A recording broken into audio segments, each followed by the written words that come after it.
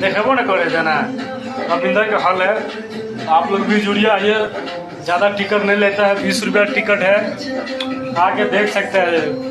रामायण देखेगा तो 40 रुपया लगेगा, और हिंदी फिल्म देखेगा तो 150 रुपया लगेगा, और भोजपुरी फिल्म देखेगा तो ज़्यादा नहीं, 50 रुपीज़ लगता।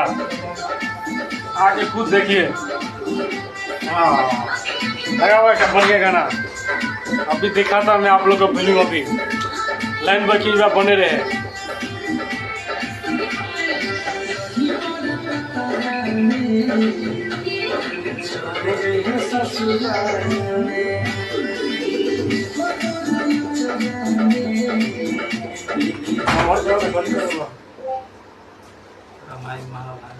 एक मिनट वेट करो, दिखा रहे हो आप लोग का डांस।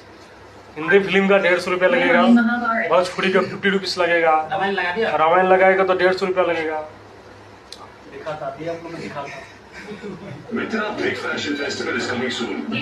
रामायण लगाया। आप लोग देखो, एकदम मस्त है, फाड़ू है।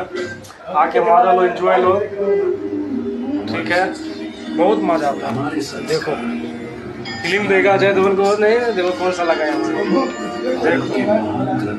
हॉल में क्या दिखा रहे हो भाई रविंदर।